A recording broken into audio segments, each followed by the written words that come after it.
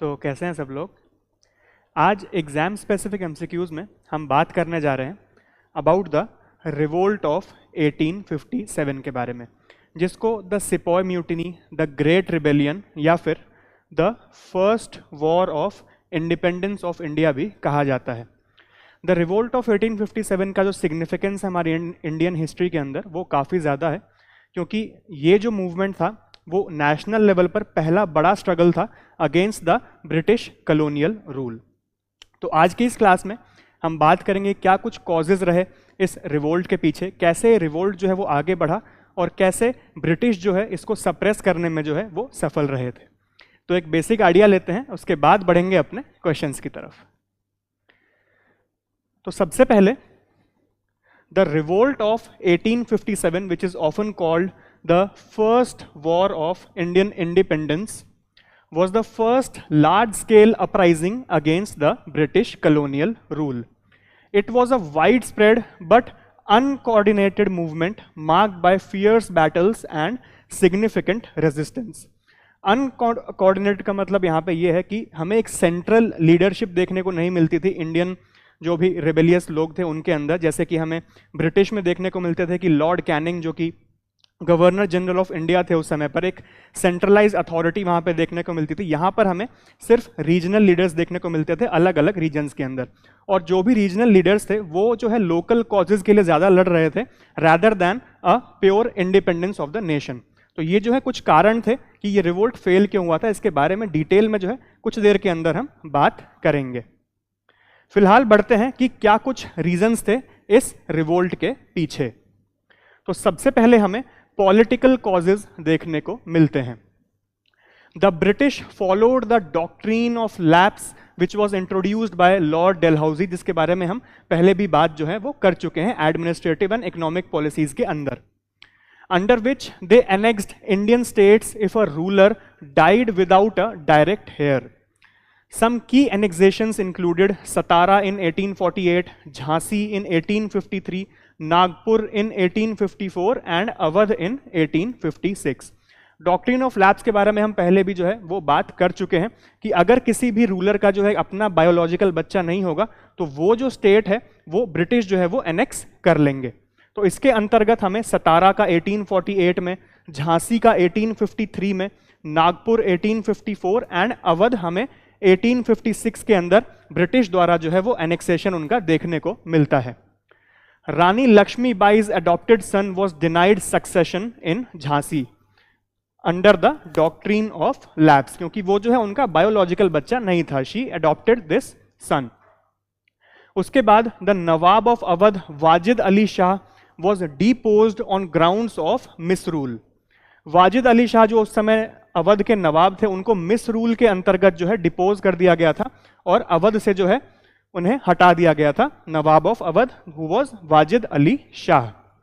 इसके बाद the British stopped recognising Bahadur Shah the second, also known as Bahadur Shah Zafar, as the Mughal emperor and announce that the Mughal dynasty would end after his death. British ने जो है बहादुर शाह जफर को एक emperor मानने से जो है वो मना कर दिया और आगे जाकर उनकी डेथ के बाद जो है उन्होंने ये घोषणा कर दी कि मुगल एम्पायर जो है वहीं पर जो है वो खत्म हो जाएगा। इसके बाद अगर बात करें इकोनॉमिक कॉजेज के बारे में, तो the British land revenue policies like the permanent settlement of 1793 which is also known as the zamindari system, जिसके बारे में हम पहले बात कर चुके हैं, and the ryotwari system placed a heavy burden on peasants. Many lost their lands due to excessive taxation. ये दोनों जो है ब्रिटिश लैंड रेवेन्यू पॉलिसीज के अंदर हमें देखने को मिलते हैं, हम पहले भी जो है इसके बारे में बात कर चुके हैं। इसके बाद Indian handicrafts and industries declined due to British policies favouring machine made goods from Britain. Indian weavers and artisans suffered greatly.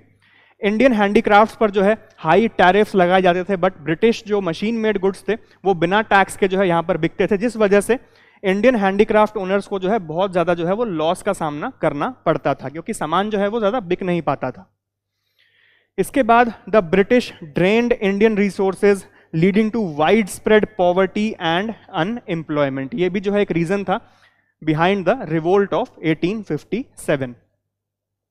इसके बाद अगर आगे बढ़ें तो हमें सोशल एंड रिलीजियस कॉजेज भी देखने को मिलते हैं.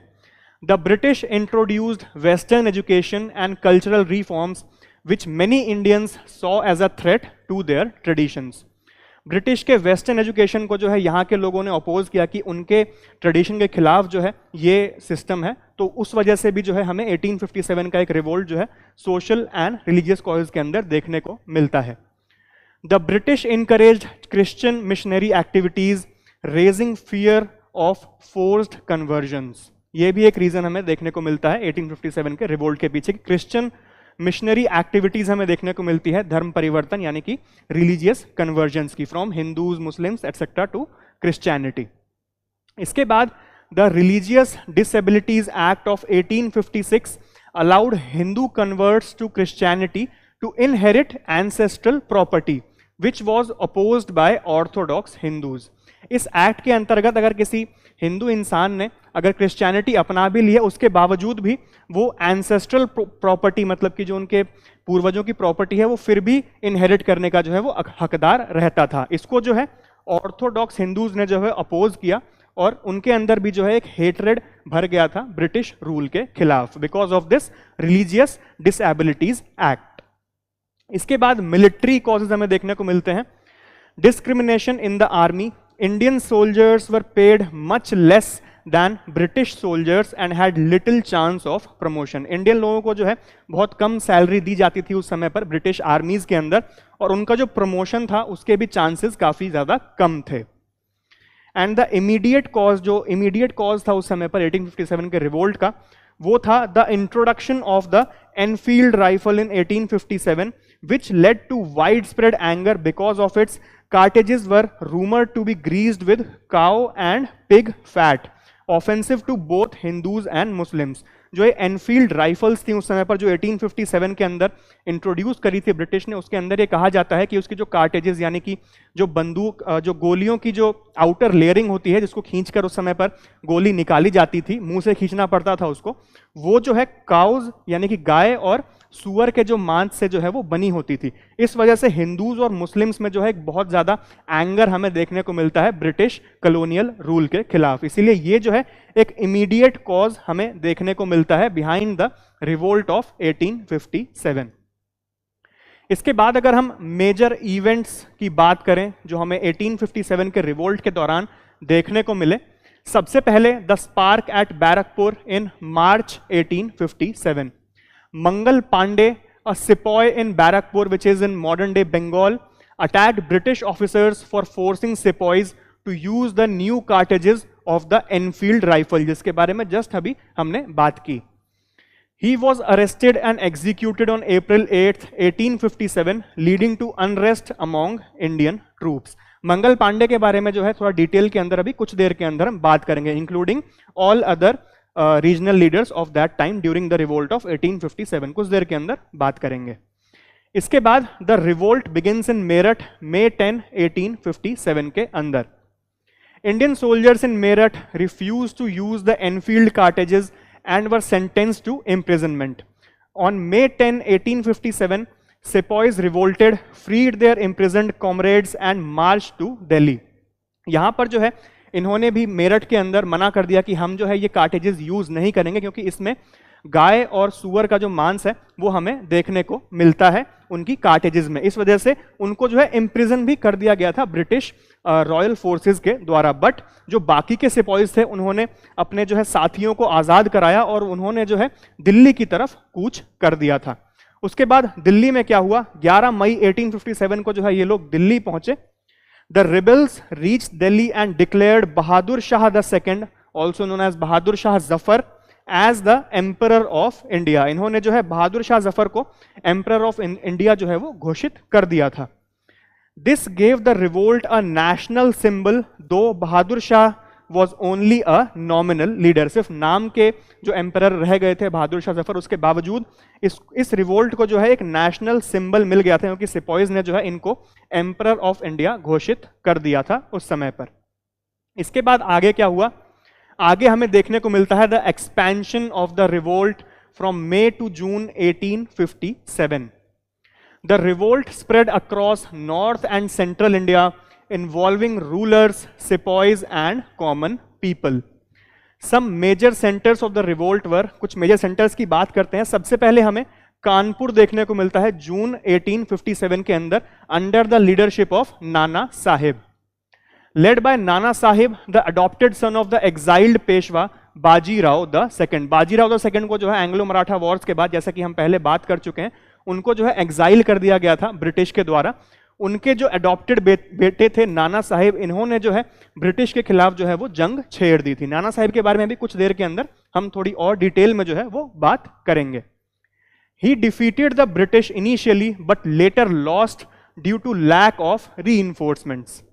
शुरुआत में जो है ब्रिटिश पर जरूर ये भारी पड़े थे, बट ब्रिटिश के पास इतनी बड़ी सेना हो चुकी थी उस समय पर और इनके पास कमी थी लोगों की, इस वजह से जो है इनका रेबेलियन जो है वो सप्रेस कर दिया था ब्रिटिश फोर्सेस ने. General Hugh Wheeler was killed and many British civilians were massacred. Kanpur के अंदर जून 1857 में. इसके बाद कानपुर के ही पास हमें लखनऊ का रीजन देखने को मिलता है, जहां पर जून 1857 से मार्च 1858 तक हमें यह रिवोल्ट का पीरियड देखने को मिलता है. Begum Hazrat Mahal led the revolt against the British. Begum Hazrat Mahal जो थी वो नवाब ऑफ अवध की जो है वो पत्नी थी. Fierce resistance was given but the British under Sir Colin Campbell recaptured the city in March 1858. ये जो है इस बात से नाराज थी कि ब्रिटिश ने जो है मिस रूल के कंडक्ट के तहत इनके पति को जो है वो डिपोज कर दिया था, नवाब ऑफ अवध को, जिस वजह से इन्होंने ब्रिटिश के खिलाफ जो है जंग छेड़ दी थी बेगम हजरत महल ने. इनके बारे में भी कुछ देर के अंदर हम चर्चा करेंगे. इसके बाद और रीजन्स की अगर बात करें तो झांसी का रीजन हमें देखने को मिलता है जून 1857 से अप्रैल 1858 के बीच में. रानी लक्ष्मीबाई यहाँ की लीडर, जैसे कि हम सब जानते हैं, एक बहुत ही फेमस पर्सनालिटी है. रानी Lakshmibai took up arms against the British after they refused to recognize her adopted son's claim to the throne. She fought bravely but was eventually killed in June 1858 while escaping from Gwalior. Jhansi और ग्वालियर के regions में हमें रानी लक्ष्मीबाई का जो है वो resistance देखने को मिलता है. हालांकि 1858 के अंदर जो है उन्हें मार दिया गया था ब्रिटिश के द्वारा. उनके बारे में भी जस्ट कुछ देर के अंदर हम बात करेंगे. तो झांसी की बात हो ही गई, तो आगे बात करते हैं ग्वालियर की. जून 1858 के अंदर वहां पर क्या हुआ? Tatya Tope and Rani Lakshmibai took control of Gwalior in June 1858. The British led by Sir Hugh Rose defeated them and Tatya Tope was later captured and executed. उसके बाद अंत में हमें बिहार का रीजन देखने को मिलता है. जुलाई 1857 से अक्टूबर 1857 के बीच में कुंवर सिंह जो है यहां पर एक मेजर रेजिस्टेंस बन के जो सामने आते हैं ब्रिटिश रूल के खिलाफ. कुंवर सिंह, अ 70-year-old जमींदार, led the uprising in Bihar. He harassed the British forces until his death in October 1857. तो ये जो है एक बेसिक आइडिया था कि क्या कुछ मेजर इवेंट्स थे इस रिवोल्ट के बारे में. चलिए अब एक बेसिक आइडिया लेते हैं कि कौन कौन से रीजनल लीडर्स हमें देखने को मिले थे ड्यूरिंग द 1857 रिवोल्ट. सबसे पहले बात करते हैं बेगम हजरत महल के बारे में, जिनका लाइफ स्पैन 1820 से 1879 तक हमें देखने को मिलता है. लखनऊ, जो कि अवध उस समय कहा जाता था, प्रेजेंट डे उत्तर प्रदेश के अंदर ये पड़ता है. She was the wife of Nawab Wajid Ali Shah, Nawab of Awadh, जैसे कि हम पहले बात कर चुके हैं, the ruler of Awadh. In 1856 the British annexed Awadh under the pretext of misgovernance and exiled her husband to Kolkata. Wajid Ali Shah को जो है एक्साइल कर दिया गया था कोलकाता में, और अवध का रीजन जो है ब्रिटिश ने खुद कैप्चर कर लिया था, ये कहते हुए कि वहां पर मिस गवर्नेंस चल रही है वाजिद अली शाह के द्वारा. हालांकि इसके जवाब में बेगम हजरत महल ने जो है ब्रिटिश के खिलाफ एक जंग छेड़ दी थी. When the revolt of 1857 broke out, she took charge of Awadh's resistance and declared her son Birjis Qadar as the Nawab of Awadh. इसके बाद इन्होंने अलायंसेस भी काफी बनाई. She allied with Maulvi Ahmadullah Shah and other local leaders to fight against the British forces. और अवध की जो force है उस समय पर हमें पूरे रिवोल्ट के दौरान सबसे बड़ी फोर्स हमें अवध रीजन के अंदर ही देखने को मिलती है under Begum Hazrat Mahal. Battle against the British की बात करें, her forces captured Lucknow, forcing the British to retreat temporarily. यहां पर लखनऊ के अंदर ब्रिटिश को टेम्पररी रिट्रीट की तरफ जो है इन्होंने मजबूर कर दिया था करने के लिए, बट हालांकि the British later recaptured Lucknow in 1858 after a long battle. इसके बाद इन्हें जो है नेपाल में एग्जाइल कर दिया जाता है। After the British take over she fled to Nepal and lived in exile until her death in 1879. She remains a symbol of women's resistance in Indian history along with रानी लक्ष्मीबाई। इसके बाद बात करते हैं रानी लक्ष्मीबाई के बारे में। रानी लक्ष्मीबाई हमें 1828 से 1858 के बीच में हमें इनका लाइफ स्पैन देखने को मिलता है। रीजन की बात करें तो झांसी, जो कि आज के उत्तर प्रदेश के रीजन में हमें देखने को मिलता है। She was the wife of Maharaja Gangadhar Rao, the ruler of Jhansi. After his death in 1853, the British refused to recognize her adopted son Damodar Rao as the rightful heir under the doctrine of lapse and annexed Jhansi, जिसके बारे में हम पहले भी बात कर चुके हैं कि दामोदर राव जो है इनके बायोलॉजिकल बच्चे नहीं थे, गंगाधर राव जी और रानी लक्ष्मीबाई जी के, जिस वजह से doctrine of lapse which was introduced by Lord Dalhousie, इसके अंतर्गत झांसी को जो है ब्रिटिश टेरिटरी के अंदर एनेक्स कर लिया गया था। इसके खिलाफ रानी लक्ष्मीबाई ने जो है वो आवाज उठाई थी। In June 1857 the British forces tried to capture Jhansi, but she fortified the city and led a fierce battle. She formed an army that included women warriors and trained soldiers. She allied with Tatya Tope and other leaders to fight back. Jhansi के अंदर जो है इन्होंने एक fort का निर्माण कराया और खूब लड़ी वो ब्रिटिश फोर्सेस के अगेंस्ट। और इसके बाद हमें इनका फाइनल बैटल एंड मार्टरडम देखने को मिलता है ग्वालियर के अंदर 1858 में। She escaped to Kalpi and Gwalior continuing the fight. Jhansi में हालांकि ये रोक नहीं पाई पूरी तरह से ब्रिटिश को, इसी वजह से ये ग्वालियर तात्या टोपे के साथ जो है एज एन अलायंस वो वहां गई और वहां पर उन्होंने फाइट जो है वो जारी रखी थी। On June 18, 1858 she fought against the British at Gwalior dressed as a man. She was fatally wounded but fought bravely till her last breath. Gwalior के अंदर जो है हमें इनका निधन देखने को मिलता है। Her bravery made her one of the most iconic figures in Indian history. Rani Lakshmibai का नाम जो है उस दिन के बाद से स्वर्णिम अक्षरों में लिख दिया गया हमारी इंडियन हिस्ट्री के अंदर, because of a resistance and struggle against the British colonial rule. इसके बाद बात करते हैं about the very first warrior of the revolt of 1857 के बारे में, जो कि थे मंगल पांडे, जो जिन्होंने द स्पार्क ऑफ बैरकपुर जो है वो जलाया था उस समय पर। आगे जाकर इस रिवोल्ट ने जो है एक चिंगारी से एक बड़ी आग की जो है वो रूप ले लिया था। मंगल पांडे का लाइफ स्पैन हमें 1827 से 1857 के बीच में देखने को मिलता है। इनका जो रोल था that was a soldier in the 34th Bengal native infantry. He was known for initiating the first act of rebellion. Mangal Pandey was a sepoy in the British East India company's army. In March 1857, the British introduced the new Enfield P53 rifle, जिसके बारे में हम कुछ देर पहले बात कर चुके हैं कि इसकी जो कार्टेजेस थी, कार्टेजेस से मेरा मतलब कि जो गोली के ऊपर जो कवर होता है उसको जो दांत से खींच के निकाला जाता था उस समय पर, वो जो है गाय और सुअर के मांस से बनी थी, ऐसा जो है लोगों का मानना था, जिस वजह से हिंदूज और मुस्लिम्स में हमें हेट्रेड देखने को मिला ब्रिटिश के against, which required soldiers to bite open greased cartridges before loading it into the rifle. Rumors spread that the cartridges were greased with cow and pig fat, which hurt the religious sentiments of Hindu and Muslim soldiers. दोनों ही जगह पे यहाँ पे हमें hatred देखने को मिला, Hindus में भी, क्योंकि काओ जो है एक बहुत रिलीजियस एनिमल है हिंदूज के अंदर, और पिग को जो है यहाँ पर मुस्लिम्स के अंदर थोड़ा दूसरी नजर से देखा जाता है कि पिग जो है उनके अंदर हराम माना जाता है। इस वजह से जो है दोनों हिंदूज एंड मुस्लिम्स के अंदर हमें हेट्रेड देखने को मिलता है। On March 29, 1857 at Barakpur cantonment, he attacked his British officers who were Lieutenant Bogg and Sergeant Major Hewson, calling for other soldiers to revolt. इन्होंने जो है लेफ्टिनेंट बॉग और सर्जेंट मेजर ह्यूसन पर जो है धावा बोल दिया और उन पर अटैक कर दिया, और अपने बाकी साथियों को भी जो है वो रिवोल्ट करने के लिए जो है इन्होंने बोला था। He was arrested, court marshalled and hanged on April 8th 1857। हालांकि इनकी जो डेट थी फांसी देने की that was April 18th, but एक पॉलिटिकल अनरेस्ट हो जाता उस दिन पे, इसीलिए जो है इन्होंने जल्दी इनको जो है वो फांसी दे दी थी।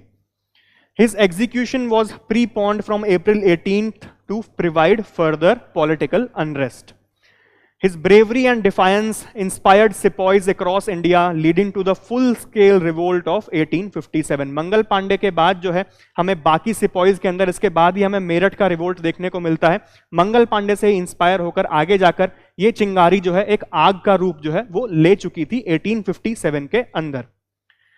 India issued a postal stamp in his honour in 1984। आजादी के बाद इनके नाम का हमें एक पोस्टल स्टैंप देखने को मिलता था, the Mangal Pandey postal stamp in 1984। He is remembered as one of India's earliest freedom fighter, जैसा कि हम बात कर चुके हैं। इसके बाद बात करते हैं ग्वालियर में जिन्होंने रानी लक्ष्मीबाई का जो है वो साथ दिया था, दैट वाज तात्या टोपे। 1814 से लेकर 1859 तक हमें इनका लाइफ स्पैन देखने को मिलता है। रीजन की बात करें तो कानपुर एंड ग्वालियर का रीजन हमें देखने को मिलता है तात्या टोपे का। Tatya Tope was the chief military commander and trusted adviser of Nana Sahib, the adopted son of Peshwa Bajirao the second. Nana Sahib के एक एडवाइजर थे तात्या टोपे और ग्वालियर का किला जो है ये संभाल रहे थे उस समय पर। सबसे पहले ये लड़े थे the battle of Kanpur with Nana साहेब।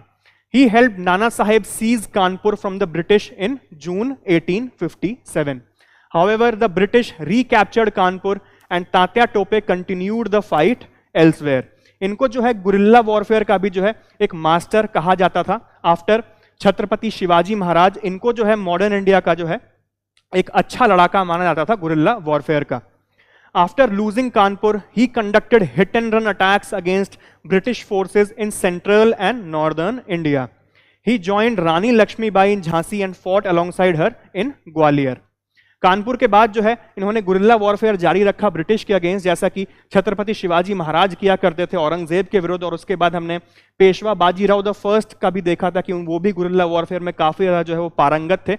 उन्हीं की तरह हमें तात्या टोपे का भी गुरिल्ला वॉरफेयर के अंदर एक काफी बड़ा जो है इंपैक्ट देखने को मिलता है। और आगे जाकर ग्वालियर के अंदर इन्होंने रानी लक्ष्मीबाई से जो है वो हाथ मिला लिया और दोनों ने मिलकर जो है ट्राई किया ब्रिटिश फोर्सेस को जो है वो रेजिस्ट करने का। हालांकि 1859 के अंदर जो है इन्हें बिट्रेयल एंड एग्जीक्यूशन मिल जाता है। इन 1859 his close associate Man Singh betrayed him to the British. ये जो है ब्रिटिश से मिल गए थे मान सिंह जी और इन्होंने जो है इनका पता बता दिया था तात्या टोपे का ब्रिटिश को। He was captured and executed by hanging in April 1859. He is remembered as a brilliant military strategist who fought tirelessly against the British along with Rani Lakshmibai in Gwalior. ये जो है एक बेसिक आइडिया था तात्या टोपे के बारे में। इसके बाद बात करते हैं जिनके ये मिलिट्री एडवाइजर थे, that is Nana Sahib, who was the adopted son of Peshwa Bajirao the second. इनका रीजन हमें कानपुर देखने को मिलता है, that is in modern day Uttar Pradesh. Nana Sahib was the adopted son of Peshwa Bajirao the second. Peshwa Bajirao the second जिनके बारे में हम पहले भी बात कर चुके हैं। After the third Anglo Maratha war he was exiled. उनके बाद जो है नाना साहेब ने जो है पेशवाज की लेगेसी जो है वो ट्राई करी कि आगे बढ़ाएं, बट ब्रिटिश रूल के सामने उस समय पर मराठास जो है पूरी तरह से जो है वो झुक गए थे। Nana Sahib was the adopted son of Peshwa Bajirao II. The British refused to grant him his father's pension, which angered him. Peshwa Bajirao the second की पेंशन जो है वो ये चाहते थे कि इनको मिले, बट ब्रिटिश ने जो है वो मना कर दिया, जो कि इनके एंगर का जो है वो कारण बना और इन्होंने जो है ब्रिटिश के खिलाफ जो है एक जंग छेड़ दी थी। He led the Kanpur uprising in June 1857 and took control of the city of Kanpur. British forces under General Havelock recaptured Kanpur in July 1857, forcing him to retreat.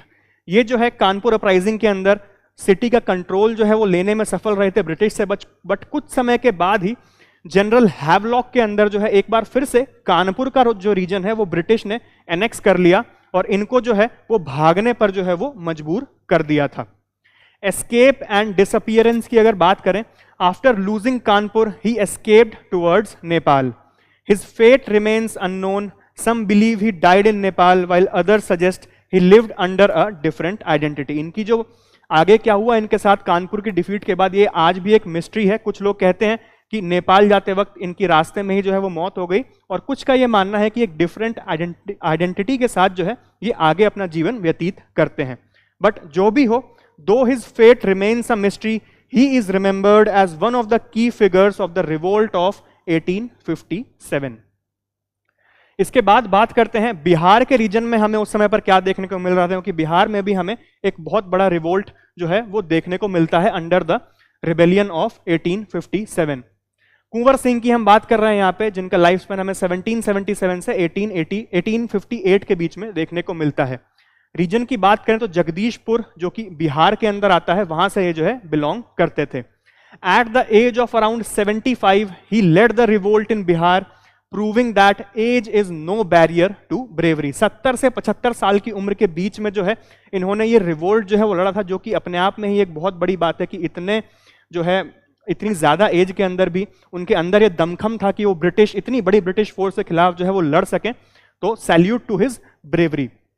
He was the zamindar of Jagdishpur and a respected warrior also. He led multiple battles against British forces in Bihar and Uttar Pradesh. During one battle, he was shot in the arm by the British rifles.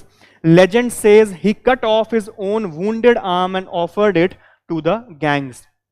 मतलब लोगों का ये मानना है कि जिस हाथ पर उनको गोली लगी थी, वो जो है हाथ उन्होंने अपने खुद दूसरे हाथ से काटकर जो है गंगा मैया को जो है वो समर्पित कर दिया था. कुछ अगर ये बात जरा सी भी सच है तो आप सोच सकते हैं कि उस एज के अंदर भी जो है हमें एक इतने भयानक योद्धा देखने को मिलते थे. कुंवर सिंह जी की हम बात कर रहे हैं. His final victory and death की अगर बात करें, in April 1858 he recaptured Jagdishpur from the British but died shortly after due to his injuries. Jagdishpur का जो रीजन है, कुंवर सिंह ब्रिटिश से जो है वो छीनने में जो है वो सफल रहे थे, बट कुछ ही समय के बाद जो है उनकी मृत्यु हो जाती है, क्योंकि इतने ज्यादा वो इंजर्ड हो चुके थे. एक हाथ जो है उनका कट चुका था, बाकी जगह भी इतनी सारी इंजरीज ब्रिटिश से लड़ते लड़ते, और वैसे भी उम्र का तकाजा भी इनको हो चुका था. 75 के अराउंड इनकी एज थी उस समय पर. लेगेसी की बात करें तो his bravery is celebrated in Bihar and across India as a symbol of fierce resistance against the British colonial rule. तो ये जो है हमारे कुछ प्रोमिनेंट लीडर्स थे उस समय पर ड्यूरिंग द रिवोल्ट ऑफ 1857. हर एक लीडर ने जो है अपनी पूरी जान जी लगा दी कि किसी तरह से जो है ब्रिटिश फोर्सेस को जो है वो सबड्यू किया जाए, बट कुछ रीजंस की वजह से जो है ये रिवोल्ट जो है वो फेल हुआ. क्यों ये फेल हुआ, कुछ समय के अंदर जो है हम उस पर भी बात करेंगे. सबसे पहले बात करते हैं कि ब्रिटिश जो है सप्रेस करने में कैसे सफल रहे थे. The British gradually regained control in all these areas. Delhi was recaptured in September 1858 and Bahadur Shah Zafar was exiled to Rangoon, which is in modern day Burma. Meerut के सिपाहियों ने जब दिल्ली का रीजन जब कैप्चर किया था, तो उसके कुछ समय के बाद सितंबर 1857 के अंदर हमें दोबारा से ब्रिटिश जो है वो रीजन कैप्चर करने में जो है वो सफल रहते हैं. और बहादुर शाह जफर, जो कि पहले ही एक नॉमिनल लीडर थे, जिनके पास ज्यादा कुछ पावर थी नहीं, उनको भी जो है वो रंगून में जो है वो डिपोर्ट कर देते हैं. Kanpur was retaken in December 1857. Lucknow was recaptured in March 1858. Jhansi fell in April 1858 and Rani Lakshmibai was killed. And Gwalior was recovered by the British in June 1858. मतलब करीब एक साल के अंदर जितनी भी टेरिटरीज पे यहाँ पे हमें रिवोल्ट देखने को मिला, उसको जो है सप्रेस करने में जो है ब्रिटिश सफल रहे थे. The revolt officially ended with the British victory in June 1858, though the resistance continued sporadically in other regions also. यहाँ से जो है हमें एक क्या बोलते हैं, एक पाथ मिल गया कि किस तरह से जो है ब्रिटिश को जो है वो सप्रेस करने का दमखम हमें दिखा लोगों के अंदर. इस वजह से आगे जाकर 90 सालों के बाद हमें 1947 में जो आज़ादी मिलती है, उसका जो एक बेस हम कहते हैं वो हम 1857 के रिवोल्ट को ही कहते हैं, क्योंकि यहाँ पर जो है पहली बार हमने देखा कि इंडियंस के अंदर भी ताकत है कि वो ब्रिटिश के खिलाफ जो है वो लड़ सकते हैं. इसके बाद बात करते हैं कि इस रिवोल्ट के कॉन्सिक्वेंसेस क्या रहे, क्या कुछ हमें देखने को मिला इस रिवोल्ट के आफ्टर मैथ में। तो सबसे पहले हमें देखने को मिलता है the end of the Mughal rule. Bahadur Shah the second was exile to Burma, marking the end of the Mughal dynasty. करीब 300 सालों की मुगल लेगेसी हमें देखने को मिलती है, उसको जो है यहां पर उसका अंत हो जाता है 1857 के रिवोल्ट के बाद, क्योंकि बहादुर शाह जफर को जो है वो रंगून जो है वो डिपोर्ट कर दिया गया था। इसके बाद the end of company rule हमें देखने को मिलता है, जिसके बारे में हम पहले भी जो है वो चर्चा कर चुके हैं। The Government of India Act of 1858 transferred power from the East India Company to the British Crown rule. The British government took direct control of India from 1858. इसके बाद हमें कुछ चेंजेस देखने को मिलते हैं ब्रिटिश आर्मी में उस समय पर after the revolt of 1857. The number of Indian soldiers was reduced and British troops were increased after this revolt. Indian soldiers की जो है वो तादाद अब हमें कम देखने को मिलती थी पहले के मुकाबले, क्योंकि इनको लगता था कि जितने ज्यादा इंडियन सोल्जर्स होंगे उतना ही एक और रिवोल्ट का जो है हमें खतरा देखने को मिलेगा। Indian sepoys were recruited from loyal communities like the Sikhs and the Gorkhas. हालांकि सिख्स और गोरखाज जो आज के दिन पे हमें नेपाल के रीजन में देखने को मिलते हैं, गोरखा सिपाही, उनको जो है रिक्रूट करना जारी रखा था ब्रिटिश ने, because they were considered to be loyal to the British. इसके बाद बढ़ते हैं आगे, और क्या क्या हमें देखने को मिला कॉन्सिक्वेंसेज में। तो इसके बाद the divide and rule policy हमें देखने को मिलती है, क्योंकि इस रिवोल्ट के दौरान हमें हिंदूज और मुस्लिम्स के बीच में एकता देखने को मिलती है। दोनों ने मिलकर जो है ब्रिटिश रूल के खिलाफ जो है आवाज उठाई थी। तो यहां से हमें the divide and rule policy of the British को और स्ट्रेंथनिंग देखने को मिलती है। The British deliberately divided Hindus and Muslims to prevent further uprising. उन्होंने सोचा कि ये लोग आपस में ही लड़ते रहेंगे तो हमसे लड़ने का टाइम जो है इनको कहां मिलेगा, इसीलिए डिवाइड एंड रूल पॉलिसी के तहत इनको आपस में ही जो है वो लड़ाया जाए। इसके बाद the policy of non interference भी हमें देखने को मिलती है ब्रिटिश के द्वारा। The British stopped interfering in social and religious matters to some extent to avoid further resentment. Social and religious चीजों पे जो है ब्रिटिश ने जो है कुछ हद तक जो है वो दखल देना बंद कर दिया था, जिस वजह से कुछ हद तक ब्रिटिश जो है यहां पर सफल रहे थे रिलीजियस और सोशल चीजों पे जो है अपना दबदबा कायम रखने में। इसके बाद बात करते हैं एंड में कि इस रिवोल्ट के फेलियर के पीछे क्या कारण था। The first one was that the lack of unity among the Indian leaders. The revolt was not well coordinated.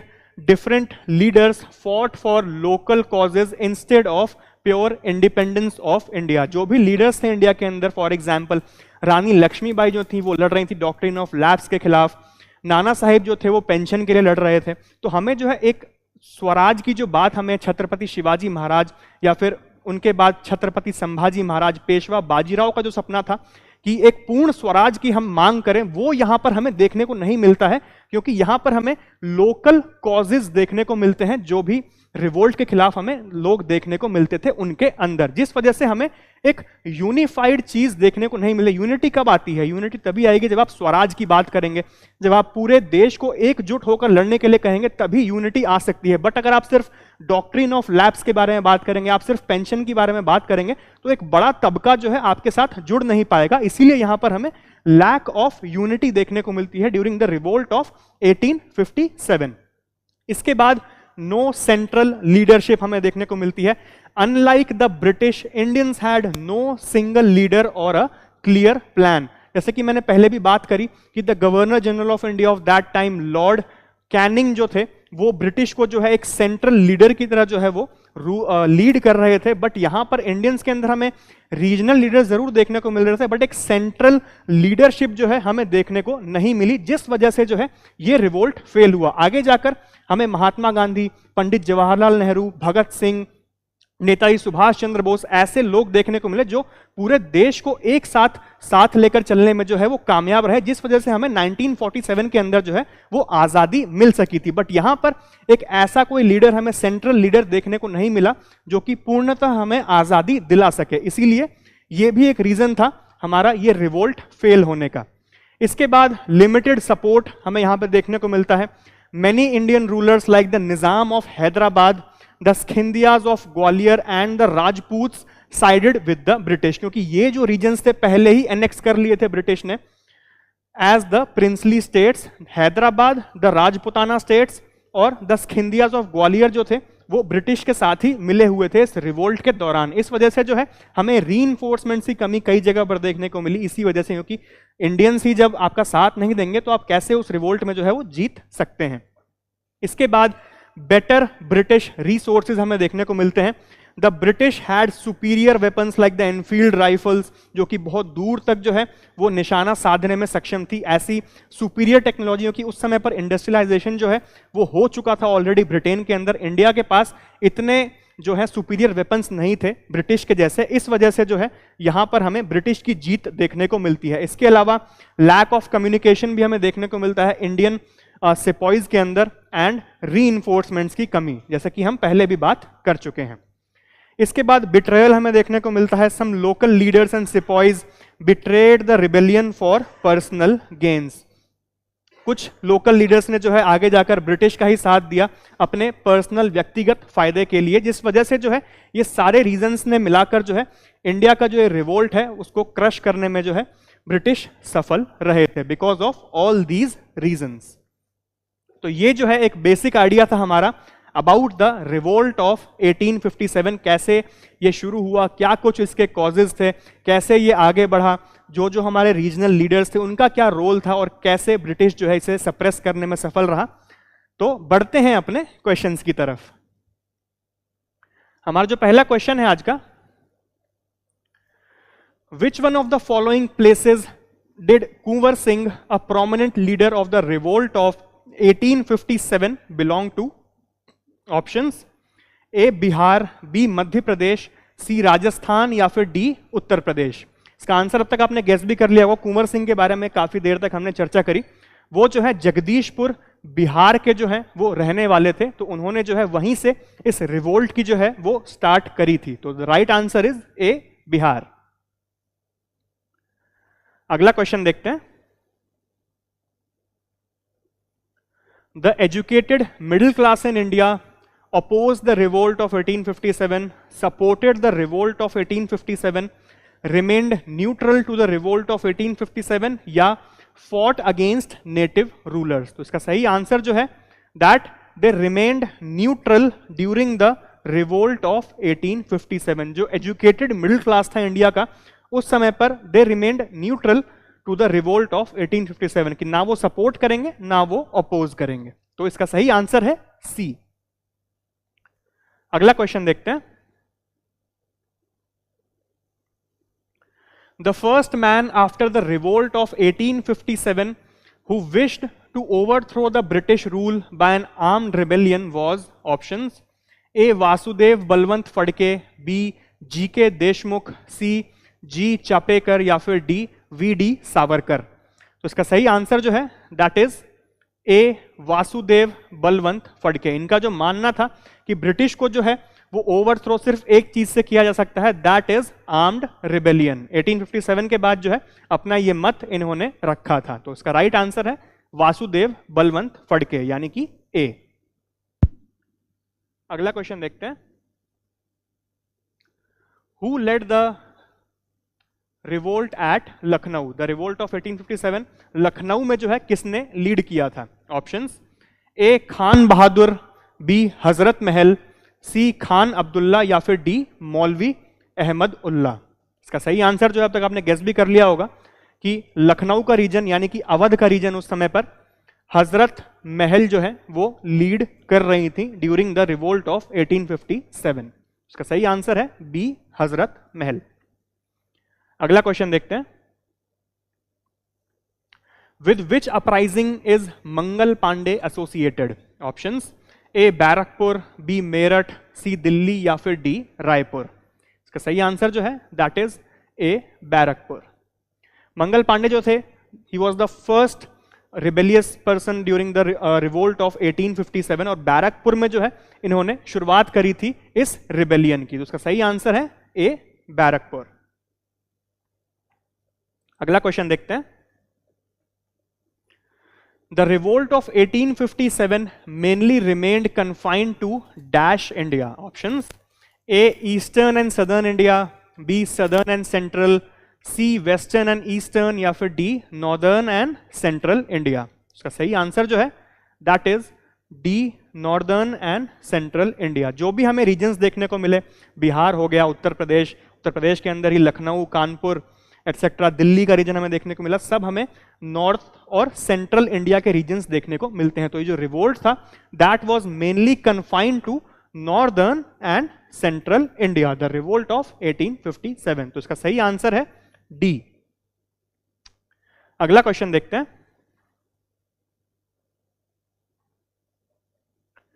Which governor general decided that Bahadur Shah Zafar would be the last Mughal emperor and after his death any of his descendants will not be recognized as king? Options: A. Sir John Lawrence, B. Lord Canning, C. Wayne Taylor, या फिर D. Peter Robertson. इसका सही answer जो है that is B. Lord Canning. ये जो है उस समय पर इंडिया के गवर्नर जनरल थे लॉर्ड कैनिंग, और इनका ये मानना था कि बहादुर शाह जफर के बाद जो है मुगल डायनेस्टी को जो है वो खत्म हो जाना चाहिए और उनके किसी भी डिसेंडेंट को जो है एम्परर की उपाधि जो है वो नहीं दी जाएगी. ऐसा कहना था लॉर्ड कैनिंग का. तो इसका सही आंसर है बी. Lord Canning. अगला क्वेश्चन देखते हैं. To which place was an officer named Reynard brought to suppress the rebellion of 1857? Options: A. Delhi, B. Indore, C. Gwalior, या फिर D. फैजाबाद. तो 1857 के रिवोल्ट के दौरान रेनार्ड नाम के ऑफिसर को जो है फैजाबाद के अंदर जो है वो बुलाया गया था इस रिवोल्ट को जो है वो सप्रेस करने के लिए. तो इसका सही आंसर है D. फैजाबाद. अगला क्वेश्चन देखते हैं. क्वेश्चन नंबर 9 है. The largest number of soldiers who participated in the conflict of 1857 was from options: A. Gwalior, B. Bihar, C. Awadh, या फिर D. बंगाल. इसके बारे में मैं पहले बात कर चुका हूं कि कौन सा वो रीजन था जहां पर हमें सबसे ज्यादा जो है सिपाहियों की नियुक्ति देखने को मिलती है 1857 के रिवोल्ट के दौरान इंडिया की तरफ से. तो that region was C. Awadh. Awadh के रीजन में बेगम हजरत महल के अंडर हमें सबसे बड़ी आर्मी जो है वो इंडियन रेजिस्टेंस की तरफ से देखने को मिलती है. इसका सही आंसर है सी. अवध. हमारा आखिरी क्वेश्चन देखते हैं आज का. Tatya Tope, one of the famous leaders of the rebellion of 1857, was hanged in 1859 in options: A. Raipur, B. Calcutta, C. Barrackpore, या फिर D. शिवपुरी. इसका सही आंसर जो है that is D. Shivpuri. Tatya Tope को जो है उनको फांसी पर लटकाया गया था शिवपुरी के अंदर 1859 में. तो आज के हमारे 10 क्वेश्चन जो हैं वो समाप्त हुए. आज हमने एक बहुत ही इंपॉर्टेंट टॉपिक देखा अपना अबाउट द रिवोल्ट ऑफ 1857. कैसे वो शुरू हुआ, क्या कुछ उसके कारण थे. हमारे प्रोमिनेंट लीडर्स हमने देखे लाइक तात्या टोपे, रानी लक्ष्मीबाई, बेगम हजरत महल, मंगल पांडे एक्सेट्रा, और कैसे ब्रिटिश जो है इस रिवोल्ट को सप्रेस करने में जो है वो सफल रहे और क्या कुछ कारण थे कि ये रिवोल्ट जो है एक फेलियर बनकर जो है उभरा इंडियन हिस्ट्री के अंदर.